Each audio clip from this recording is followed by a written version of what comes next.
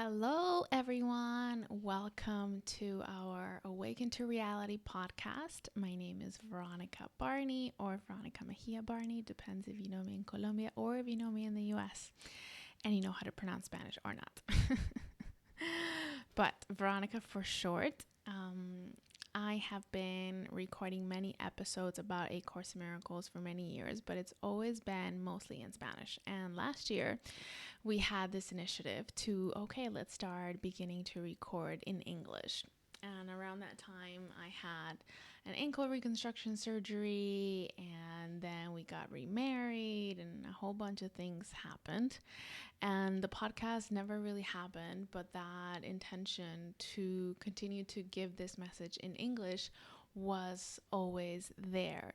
And so after several months of having set that intention, I am beginning to make this a regular thing on Sundays. So I am going to hold myself accountable to record these episodes on Sundays for you guys. And if I forget, you must remind me. I don't think I will forget. I have been doing A Course in Miracles since I was 14 years old, and it has dramatically changed my life and made it better and deeper in so many levels. And it is my wish just to give that, to be able to share with whoever is beginning in their journey or has been doing the course for a while. And if you end up finding my channel or these videos, I am sure that there is in there something for you. And I am just grateful for this message, for the opportunity to be in that same path with other people that have been touched by this incredible book, which I actually don't have it right here in this room, but it's a big blue book based on a non-dualistic teaching that says that God is love and that is all that is really true, and nothing else besides that love is actually real. And that has a bunch of repercussions in our everyday life and the way that we see the world. It invites us to a very, very deep mind training. It gives us a workbook with 365 lessons. And anyway, it's completely amazing. It's very deep in its psychology. It takes you step by step on how to change your current perception of the world and how to heal yourself through forgiveness and experience that you're really at home with God, that you are connected to God right now, and that you are spirit and not your body, not this physical vehicle in which we seem to walk in. So today's episode is really crazy. So if you go back several episodes on this channel, I mostly did like translations for the English episodes, because the Spanish ones were always like classes and podcasts and things like that. But for the English ones, mostly what I would upload was either me translating for an English speaking teacher, and then we had one episode where I was like with a friend and then my husband, and then I recorded another one just with my husband. And this is actually like the very first one that I am like, it's me and I'm here sitting in a different setup, because I'm recording it in video. I'm usually always just record it in Spanish. So it's a whole new thing, and I'm actually really excited for it because it feels right. It gives me so much peace and joy to do this. But in order to get us started, I thought I went back into my Spanish episodes, and there was this one episode that got a lot of feedback from people that it was incredibly useful to them and it really touched their hearts. And that was an episode that I did about my mom's and I's story of forgiveness. And it is quite a story. It's a very interesting story because it also involves A Course in Miracles. because unlike most people that come into the course after, I don't know, late 30s, 40s, late 20s or something, I came into the course when I was 8 years old through my mother. I didn't start doing it until I was 14. And the bringing of the course into her life and then in mine, it caused a big conundrum in a way, which obviously reflected or was a symbol of the inner transformation that we were both going through, but it like really sped things up and made things a lot more intense, um, for us to really open ourselves to love and to see the ego's journey in our relationship and come out on the other side through a lot of work. So we recorded this episode, I think it was maybe 2 years ago or something. And so today I'm going to do my best to re-record it in English for you guys and for myself, because it's such a beautiful story that I don't get tired of living it and remembering it. And so, yeah, thank you. Thank you for listening. And I am sure that on one level or another, there will be lots of messages here for you or your own relationship with your parents, or some figure of authority that is in your life that you've had a lot of trouble with and that you want to heal that relationship, or you did, and we are rejoicing in the possibility of that.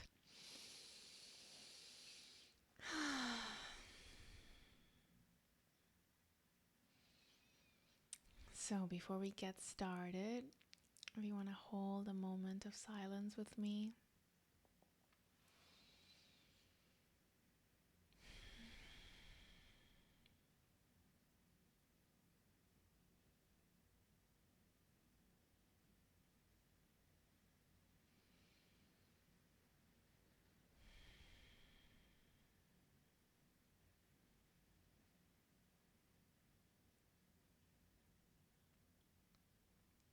Thank you.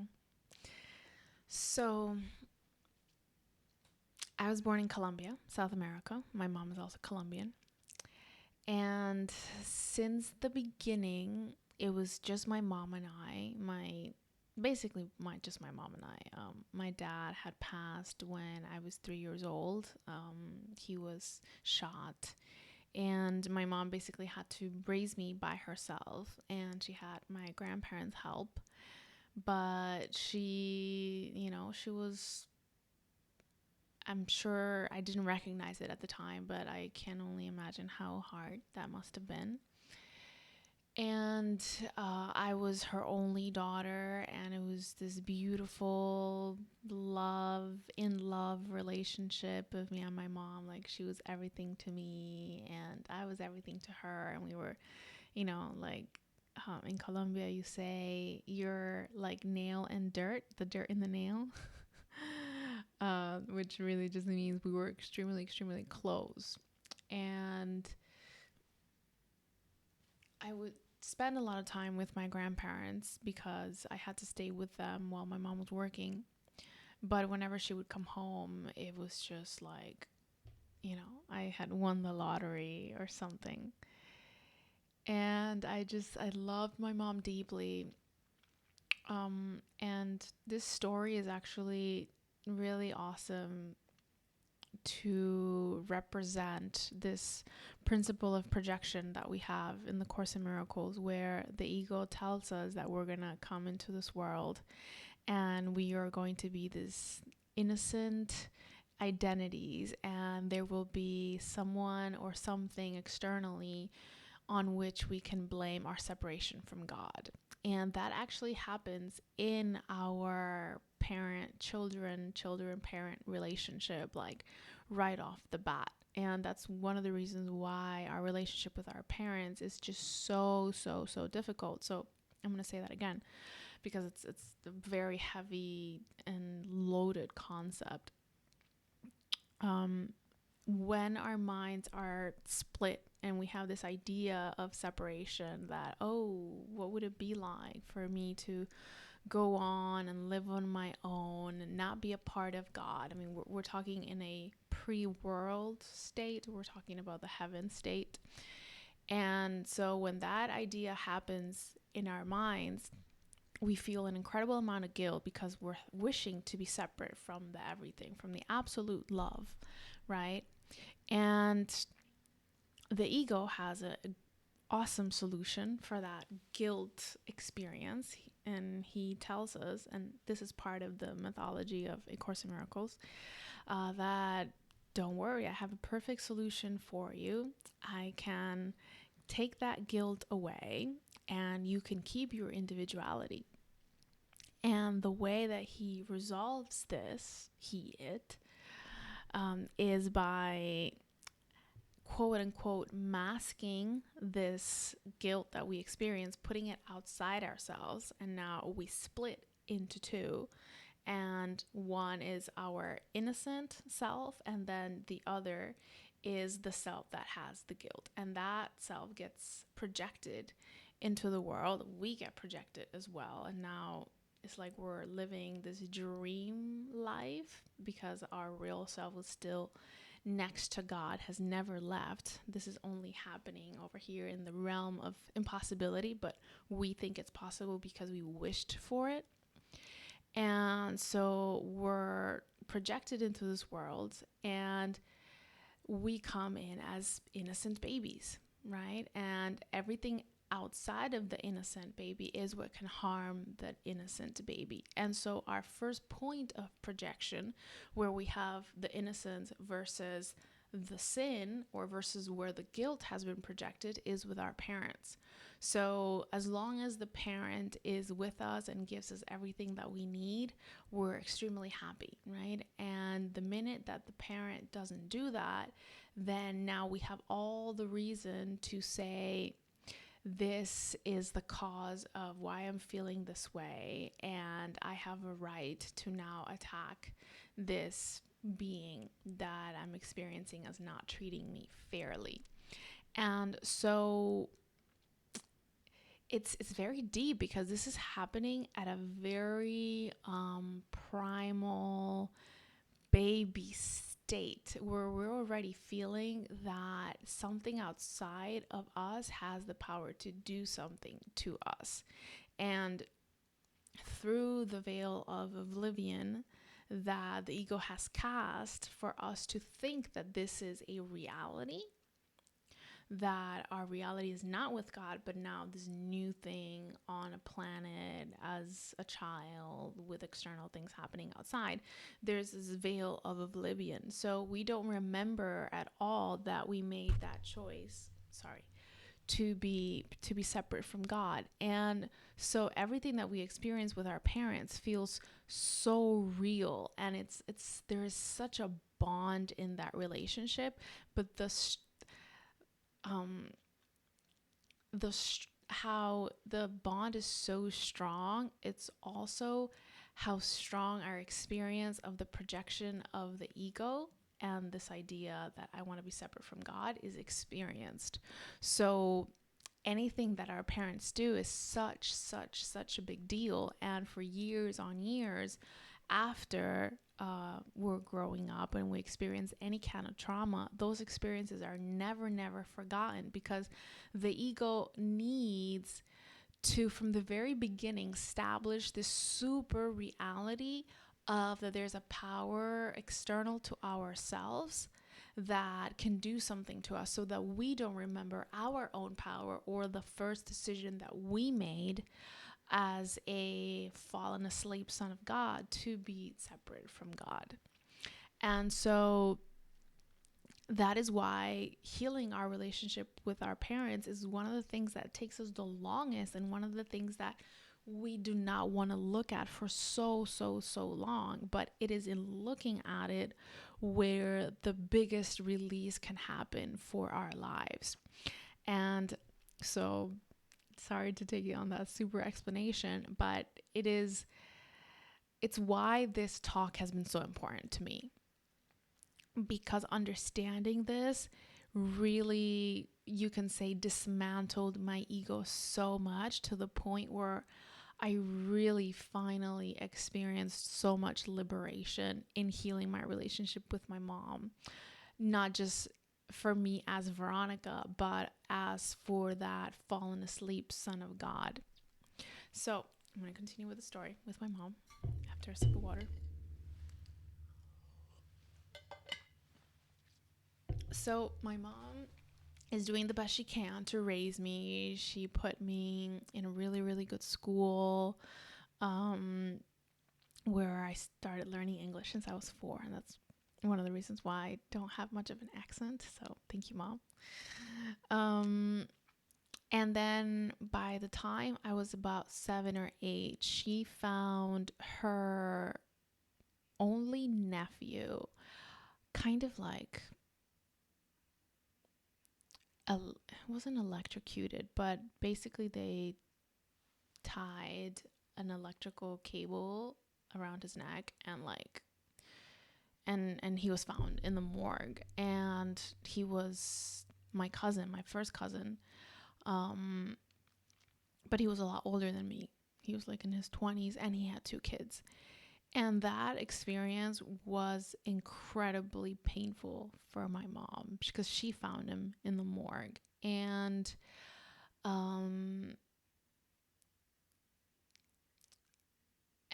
obviously I know all of these things because she would tell me after. But it was around that time where she really started asking or fighting with God, right? Like, how can a God allow something like this to happen? And this is after my dad had also been killed. And a friend told her that there was going to be a meeting, a retreat for this thing called A Course in Miracles. And she went to this meeting, and she found the greatest relief in the meeting. And I don't know if I went with her to the very, very first meeting, but shortly after, like, she just started bringing me meeting after meeting after meeting to be with her, so I wouldn't have to stay home with the maid or something like that. And basically the course coming into her life like changed her completely. She was now learning about all these incredible principles and taking more care of herself, instead of taking so much care of me or of my grandmother or of my uncle who had drug problems, or my grandfather. She was starting to finally take care of her. And I started to get very, not right away, but with time for sure, like, I started seeing the distance and how I wasn't my mommy's little girl anymore, or that all of her attention was to me. Like, now she was interested in something else. And I know that I started being quite problematic. And at the same time, I felt a very natural calling to the course. I remember reading from it to even like some of my classmates when I was, I don't know, was that like 5th? No, that was like 3rd grade. Yeah. It's crazy. I have a friend that at the time her dad was, he was sent to jail, and she came to the house, and I had done this for myself several times, and I was like, just open the book, open it in whatever page. And I can't remember what it was that we got from the reading, but it gave her peace, and it gave me peace. And I would do that off and on, just open it in a random page, and I could feel like the energy of the words. Like, I could feel the sacredness. I could feel this thing in my heart that said, wow, yes, like, this is beautiful. But at the same time, there were things that my mom was doing that I was like, wait a minute, but like, that shouldn't be like that. Like, that is not a very accurate interpretation of this. And I can't remember. I probably could if I tried, right? But the point is that her and I started distancing ourselves from each other. And then she decided that she was going to go live or spend almost like a year at Endeavor Academy in Wisconsin in the US. And this was a place where they were dedicated to the study of the course. And so I was left with my grandparents. And she just spent a month. And this was the first time that I was actually separated from her. And I remember like having the worst time of my life. I was so sad. I was depressed. I was not eating. And that was like crazy for me because I've always loved food, especially my grandmother's cooking. And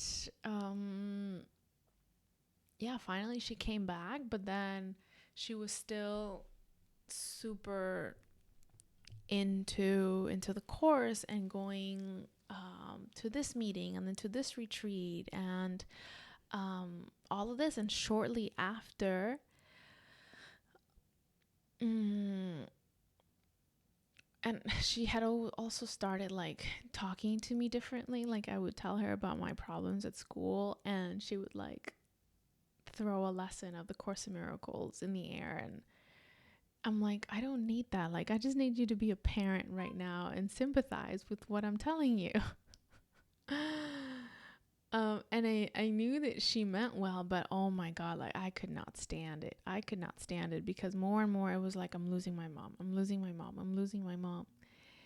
And she ended up deciding she wanted to spend, I think it was like 3 months, and I went with her. And then that ended up being like 6 months.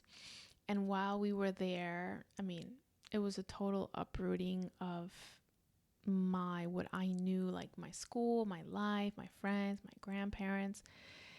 And although I liked it and it was cool and everything, I was still very resentful because more so than while we lived there, she was like nowhere to be found. Like she was going through this transformative experience within herself. I knew that. I could see that she was absolutely not normal. And I'm still at this moment very much connected to the message of the course, but still thinking this is not what she should be going through. Like this is not a correct interpretation. And how did I know this at that age? Honestly, it just didn't feel right. It just didn't sit right. And I have, from a very young age, is like I knew that I was kind of like an old soul type of thing. And many other people that I had spoken to about what was happening, they would basically like agree with me, but like, hey, like let your mom go through her thing. But I just couldn't understand it. Like I was so judgmental, and that only changed after many years. I ended up spending, what was it, like 5th grade there. And then towards the end of 5th grade, I hated the school. I didn't like it at all. I didn't feel challenged. And I started homeschooling myself. And then I started working. So I started working when I was like 12. Yeah, 12 at first. And then I went back.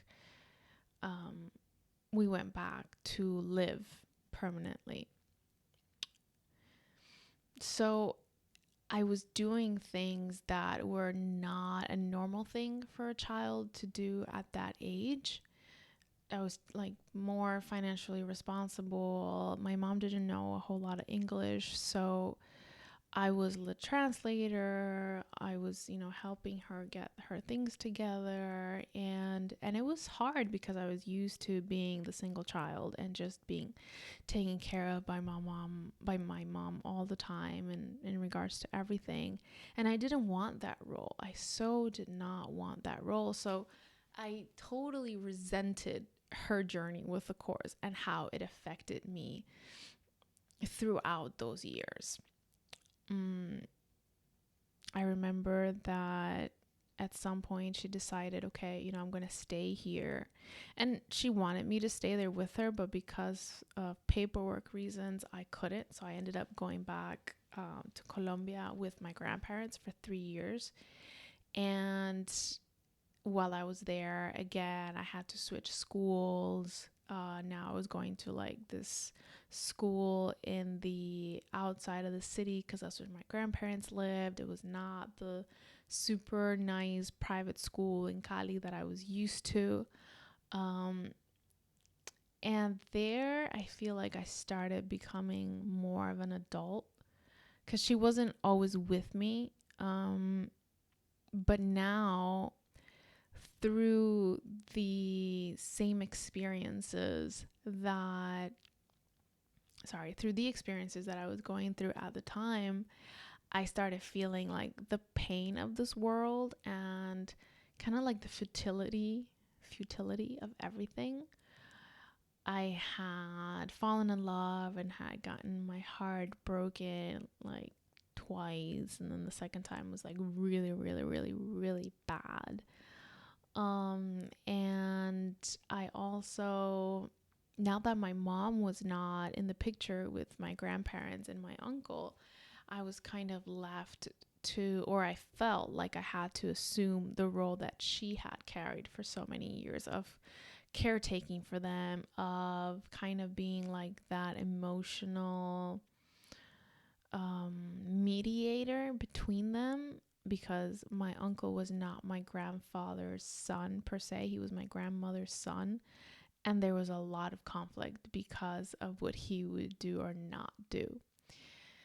And he was on psychiatric medication, and then he didn't want to take it. So I would, on the weekends, take him with me to try to go find him like a rehab place, several rehab places. And yeah, it was a lot. And I was 13, 14 around that time. And it was a painful period, very, very painful period. I remember like my mom would call and I would like sort of talk to her, but like not really. And I missed her, I resented not being able to have her with me doing our normal life. I resented her being there. And it was just me and my grandparents and us dealing the best we could with my uncle. And I remember that it was around that time one day where I was just so extremely sad and just like, I just wanted to be done with everything. Like I didn't see a way out. This person that I had a relationship with, like it was impossible for me to be with him. My family didn't want me to be with him. He didn't even want to be with me. Like he had wanted to be with me and then I didn't, and then the roles switched, and it was like crazy. So I was like chasing after this person. The person didn't want to be with me, and then I'm stuck between both of my grandparents, and what am I gonna do with my uncle, and how am I going to help? And if not, they're gonna keep fighting, and he's gonna like harm the house, and all of these crazy, crazy, crazy things. So I was in like a very, very, very low place, and I just remember like in my room in the back of the house, we had like red floors, and I had a mirror, and there was like this little night table, and I remember just like kneeling in front of the night table, and just like screaming and crying, like if there is something out there, like I need help, like I cannot do this anymore. I rather not live than continue feeling the way I'm feeling. And it was like just such a moment of surrendering. It's like, I don't know how to do this. I cannot do this. And after that, a friend of my mom that I had also met at the academy, she I wrote to her. She lived in a different city, and I said, Hime, I want to go spend some time with you because I really need a break from everything. Can I come and stay? And she said, yeah, come over. You know, she was kind of like my second mother while I was at the academy. And I went to stay with her, and that same weekend she was like, oh, look, there's going to be a retreat with this teacher about the course. Do you want to come with me? And I was like, okay, sure, I'll come with you. And the minute that I came in and I started hearing the guy, I just started crying and crying and crying and crying and crying. And I found like so much relief. It reminded me a lot of the meetings that my mom used to take me to, and of the people at the academy, because it was from people at the academy that had come to do the event. And I was just so grateful. And I remember telling my mom about it, and my 15th birthday was coming up, and I didn't, like, in Colombia I usually do like a quinceañera or some big party like that, and I'm like, I don't want any of that. Like, I just want to go to a retreat. I was like doing the same things that my mom was doing, and she actually sent the money so that I could go to the retreat. And she was very glad that I had now, like, for real, by myself, without anyone telling me, that I had found my own interest in the course. And from there on, I started studying it and studying it and studying it. And I think on some level, like, that made me feel closer to my mom, but it also made me just be more independent, because now, with everything that I was learning, it was like, okay, I'm the one that needs to decide, how do I want to feel? How do I want to interpret these situations? And so throughout that whole time, my mom was submitting paperwork so that I could be back with her in the States. And so finally, I think it took like 10 months, I was able to go back and start living. She had now found an apartment, so we were living together. And I loved being back with my mom, but it was like a little bit more of the same. Like, now I was even more of an adult, more of a teenager.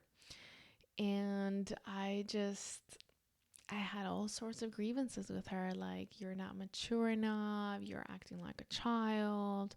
You're not responsible for me. You don't give me what I need.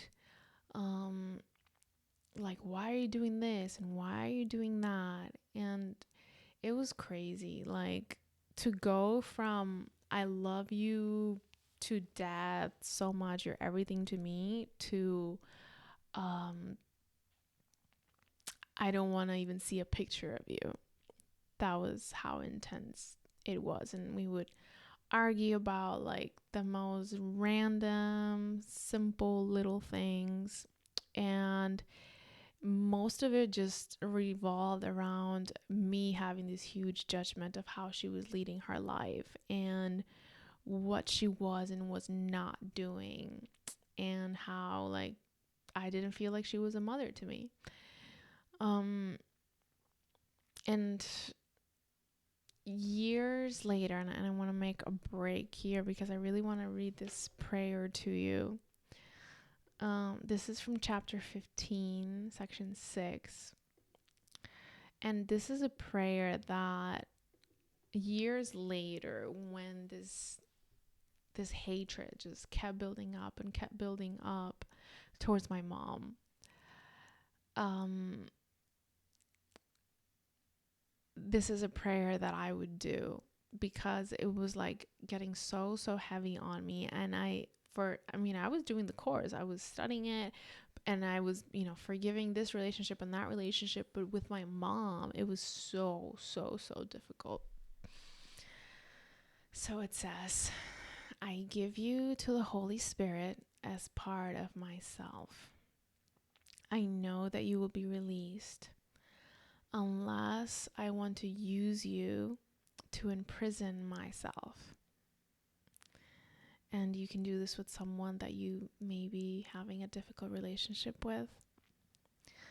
In the name of my freedom, I choose your release because I recognized that we will be released together. I give you to the Holy Spirit as part of myself. I know that you will be released unless I want to use you to imprison myself. In the name of my freedom, I choose your release because I recognize that we will be released together.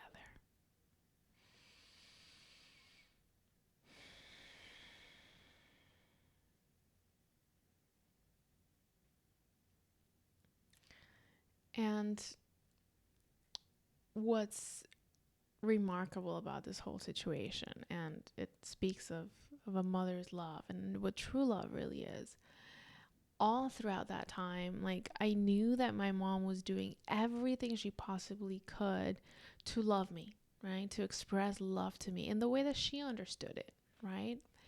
And this is one of like the greatest sticking points where we don't feel loved in a relationship, because she was trying to love me in her way, but she wasn't loving me in my way, and I was not willing to accept her way. And she didn't know how to look at my way either. So it's like we kept missing each other, and our forgiveness story with each other has been like one of the greatest lessons that we have both learned, because throughout that process too, from my mom's point of view, and if you know Spanish and you listen to this story in Spanish, it's actually told by my mom and I. She says that when I started being like so resistant and judgmental, and like she could not get through to me, she started backing away too. And she started feeling, you know what? My daughter doesn't love me. My mom is the only one that loves me. So I'm just going to focus on the relationship with my mom, even though, she was in Colombia and my mom was in the US. So it's like we retreated. And so in my resentment towards her, it's like now I had to prove that I was better than her. So I had like all of these jobs, and I mean, I like to work, but I know that a lot of it too was just written by, I'm going to be independent and I'm going to basically make myself not need my mom at all. So I was doing all of these things and like tired, right? Like, I have 3 jobs at 16 years old. And I'm exhausted, and I would blame my exhaustion on her. And we had a really, really big fight. And I ended up moving out. And throughout this time, again, like, I'm still studying the course, but it's just not working with my mom. And I'm sure she would have said the same thing at this point. I ended up moving out, and we didn't talk. We didn't talk for months, I think. And then she threw me an 18-year-old birthday party and kind of graduation party, because I had finished my high school that I had done online while I was working. And it was really crazy and really beautiful. Like, it really touched me because, I knew that I had been nothing but mean to my mom up until that point, and she had no reason to throw me a party. Like, she had no reason to do anything. And she had found a friend that was going to be with me that day to take me to where they were going to throw me the surprise party. And I just remembered, like, in that moment, it was the first moment in years where I allowed myself for a moment just to feel the love that my mom had for me. And it was like, wow. Like there was a window that opened where I realized I don't need to hold on to all this resentment. But as it came, so it went. And after that, I ended up moving to Colombia again, to be with a longtime boyfriend that I had, another one, not the same one. And then we just didn't talk. Like there was no real healing that happened after the party. It was just like I was not ready for it at the time at all. Like at all, at all, at all, at all. I think it was probably like another 3 years after that. And I just like shoved it away, you know? Oh, I'm good, you know, like this is okay, like nothing wrong here. I wouldn't really talk about it, but it was something that would nag and nag at me, because the minute I would think about her, I would just get like all this rage of, you were not who you were meant to be to me, you know. This is not how the story was supposed to go. And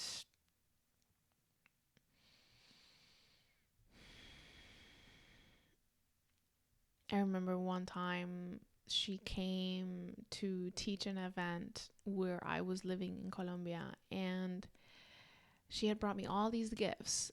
And I remember like not feeling at all grateful to what she was bringing me. And I am being like in that moment aware of like, wow, like you should feel grateful right now. Like this is not right. So that's where, and now I'm like maybe 19, where I really started realizing, okay, there is something really effed up here with my relationship with my mom that I deeply need to look at it, because this is not going away. It's only getting worse. And the level of disconnect is just ginormous. So I had gone back to the US. I had met someone else. We ended up getting married. That's my amazing dear husband today. And I started listening to Ken Wapnick. He popped up in my radar through a book that my mom had actually recommended. See, like my mom's always been there all throughout my life, giving me these little saviorship cookies, and I would eat them whenever I was ready. And I remember, and if you haven't listened to Ken Wapnick, you definitely must. One of the most amazing A Course in Miracles teachers ever. And he has, out of the 33 books that he has on the course, there's this 2 little booklets that are called Parents and Children. They're also in audio talks. They're also available in audio talks. And I started listening to these tapes, and oh my God, like I started having like all of these memories, and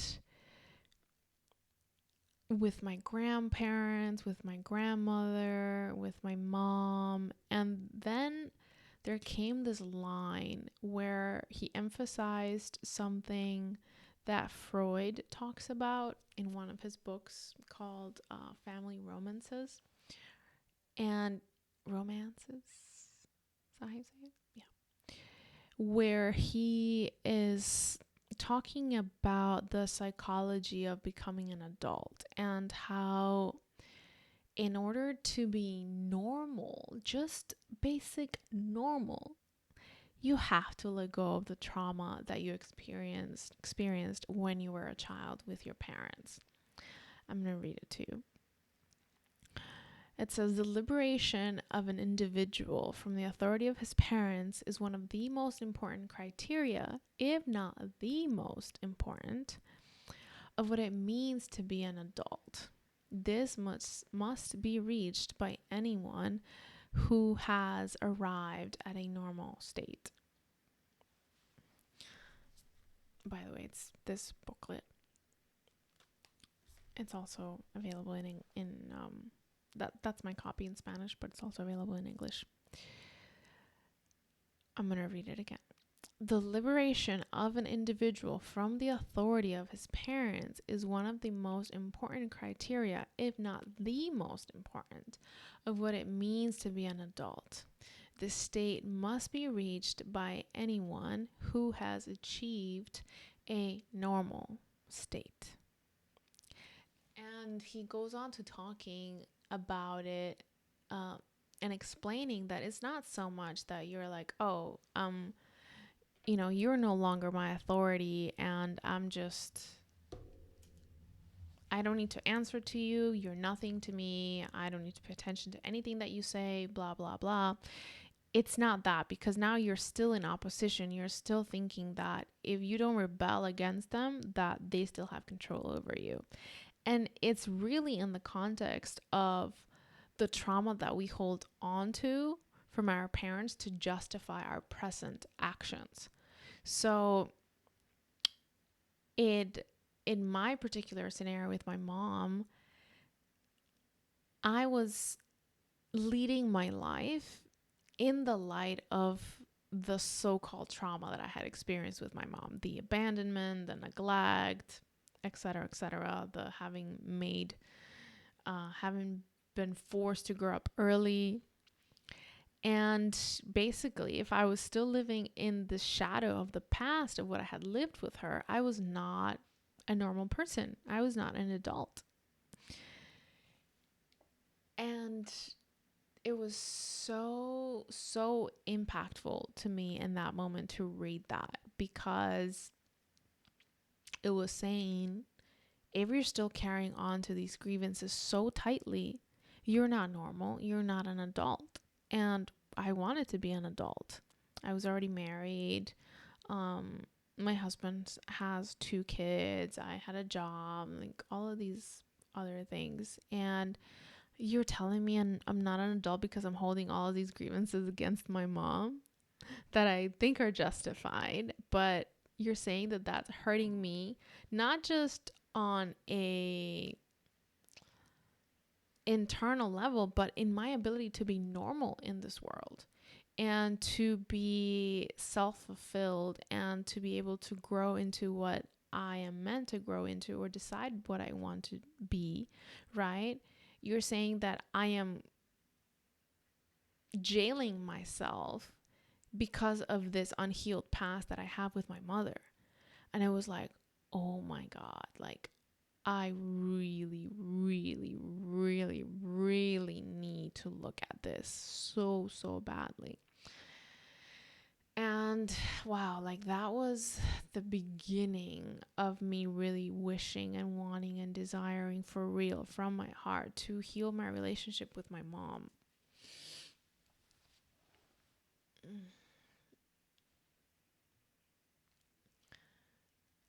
I think it was a few months after that, and of me looking at those ideas whenever they would come up, that I had two very particular experiences. One, I not only did I have grievances with my mom, but I also had grievances with the people at the academy that I thought had made my mom believe and act in the way that she did. And in this particular occasion, and I actually started working with that grievance first before I started working with my mom's, because I kind of felt like my mom's was like lost hope. And I had this beautiful experience of seeing like this flash of all of these beautiful memories of when I was at the academy and I was loved by someone, or someone was kind to me, or someone gave me something, someone smiled at me, someone took care of me about something. And just like the beauty of all of those memories, and just like sparks of light and love going out of all of these memories. And it was like in an instant, any grievance that I could have held against anyone there for whatever the reason was just like absolutely gone. And the only thing that I felt was gratitude. just gratitude, gratitude, gratitude, gratitude, gratitude.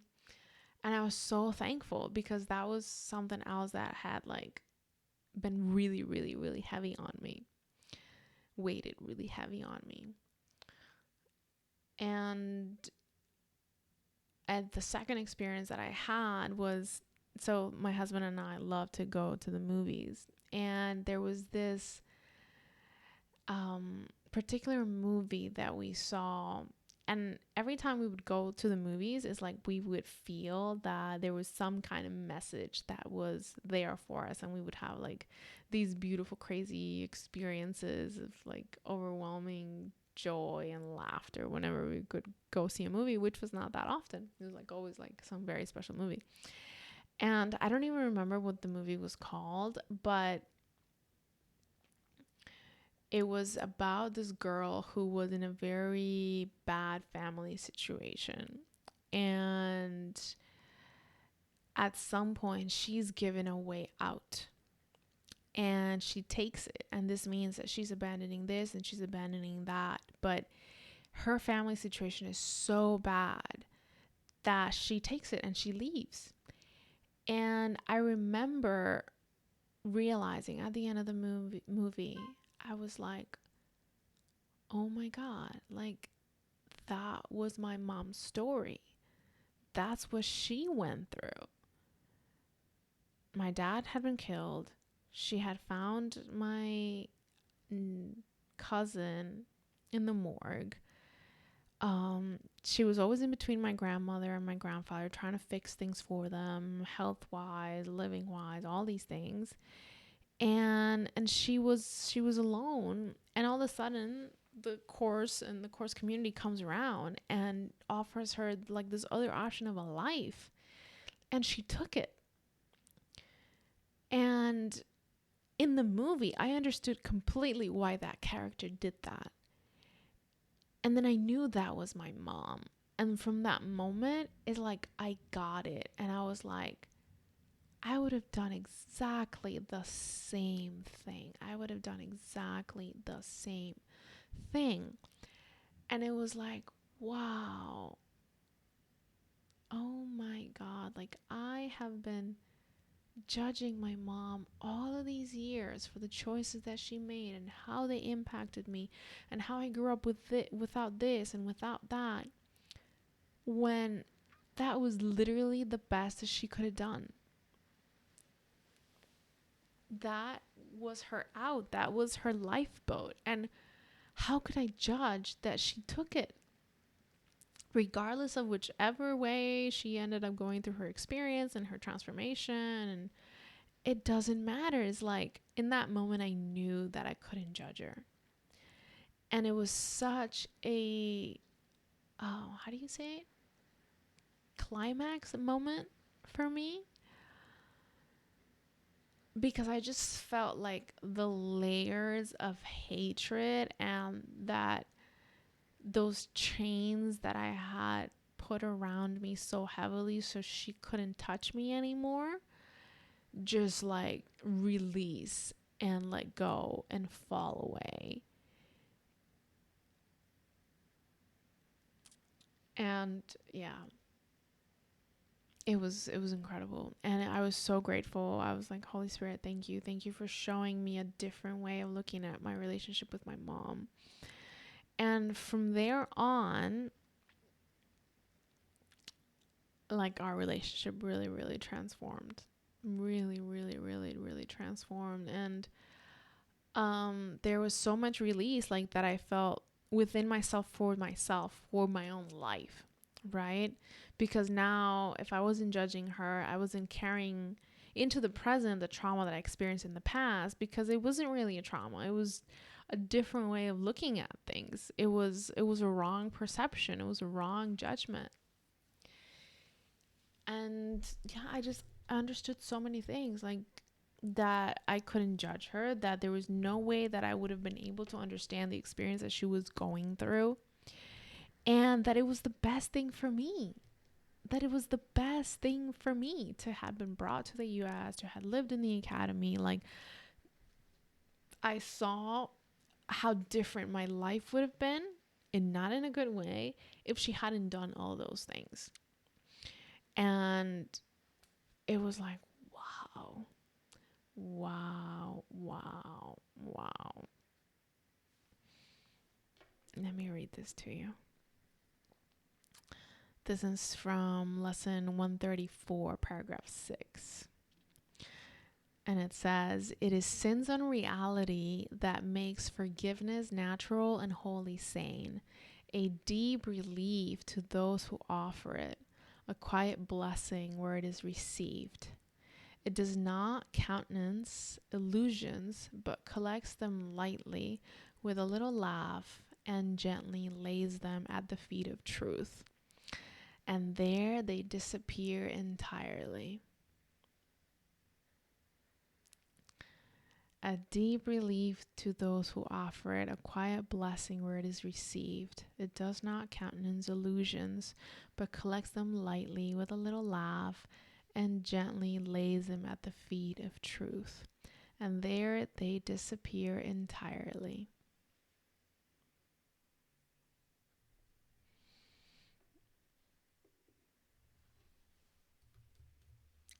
And that's basically how it felt.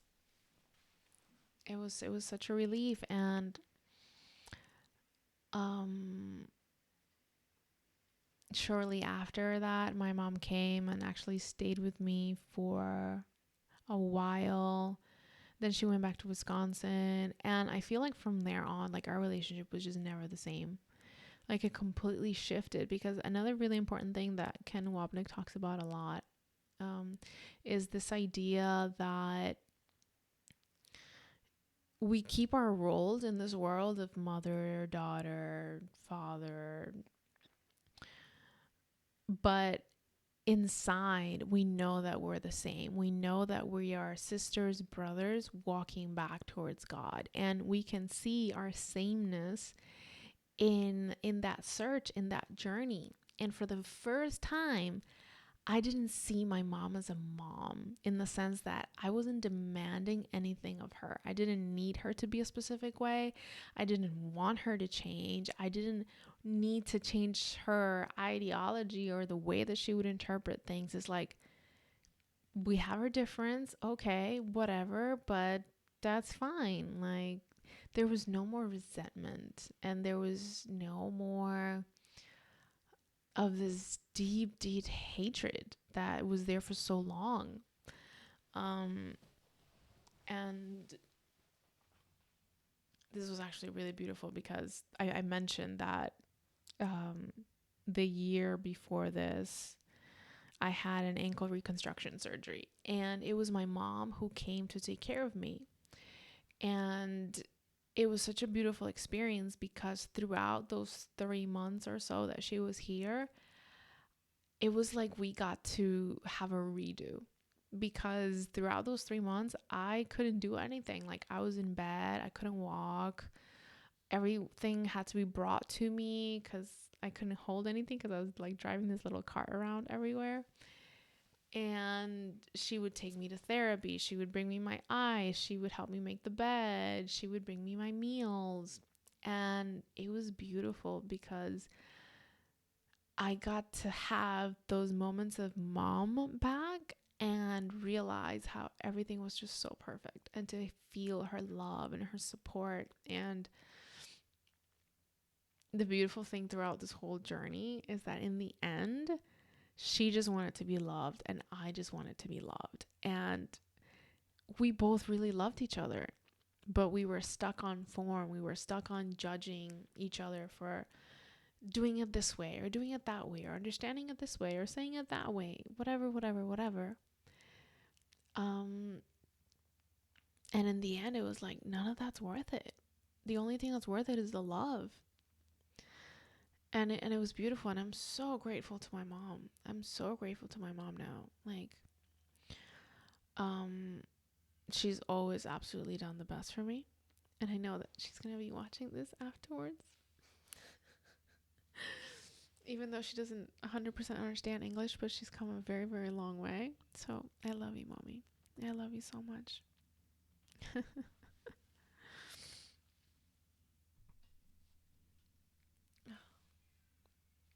like now, like there's just so much gratitude for everything that she did for herself, because from what she did for herself, I learned volumes of how to lead my own mind and how to choose for myself and to prioritize what was really important in my life. You know, it wasn't the success and the career and all these things, even though I do pursue all of these things and I do have them. But within me, first and foremost, is this connection to God, is this commitment to this path of awakening to truth. And I share that deeply with her. And her choice to do that 100% for herself was only a blessing to me. And it doesn't matter that I couldn't see it at times back then. Like, it was part of my path. Like, none of that matters anymore. It was perfect. It was perfect the way that it was meant to be. And yeah, I just have so much gratitude. So much gratitude. And I know how hard it is to heal those relationships with our parents. And you know, we all have like such different scenarios and circumstances, and perhaps much graver things. Is that a word? I think so. Much deeper, harsher things that you may have had in your own life. But I guarantee you, through the grace of God, through the grace of the Holy Spirit, and your desire for your mind training and to really heal, you will be shown another way to see whatever situation you're in with that person, and to be able to love them and appreciate them for what they truly are, even if that's not how they're showing themselves right now. So this is it. We're at the end. And I want to end it with this part from lesson 134 that says, briefly consider all the evil things you thought of him, and each time ask yourself, would I condemn myself for doing this? Would I condemn myself for doing this?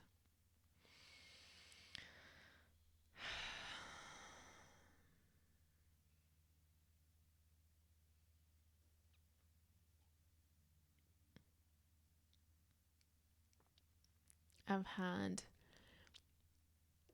several very deep, challenging people in my life that I've had serious forgiveness stories with. This is one of them, perhaps the deepest. And all I can say is that there's a huge gift for you on the other side when you get through it, when you're finally able to truly ask for help, to see it in a different way, because we cannot by any means do this ourselves. It is so far beyond our own ability to forgive. It is not through our own forgiveness that we forgive. But there is a huge gift there, because this whole situation with my mom or with whoever is a representation of the guilt that I have from thinking I separated from God. And so when you heal that in the form with a person, you're really healing it in your mind. And it is like, its reach is so far and so profound that you want that.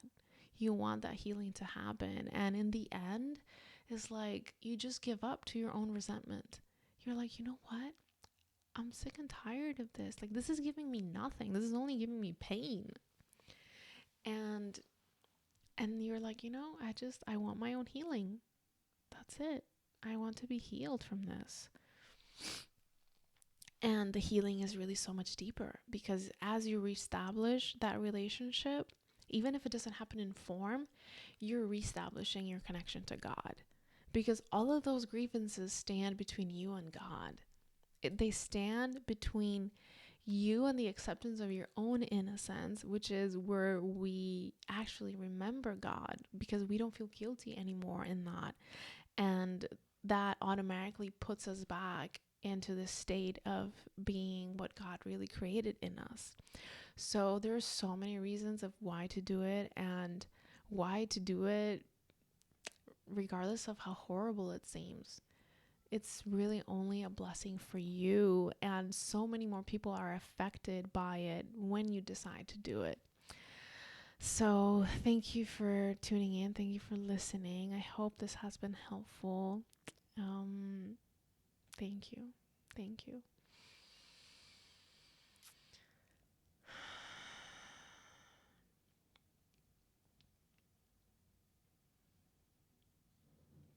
I will be recording another episode next Sunday. And if there is any topics you wish me to talk about in regards to Course in Miracles, let me know. I think I'm going to re-record some more of the episodes that used to be in Spanish that I feel like are really good, so that you guys get that benefit too in English. And yeah, we continue here in this path of awakening, of remembering, and we're not doing it alone. You are not alone in this. Thank you for joining me. Again, I'm Veronica. If you want to connect with me, you can find me on Instagram, Choice is Power, spelled choice.is.power, or on this YouTube channel that you're hearing now. I would love to connect with people who are in Miami area, Broward, Miami-Dade, West Palm Beach, that are interested in the course. My goal is to eventually start hosting some actual live events, but I need to build that community out more because I know a lot of people, but none of them are here. So if you're one of them, feel free to reach out. I'd love to hear from you. And that's it for today. Keep staying on this path. All of my love. Bye.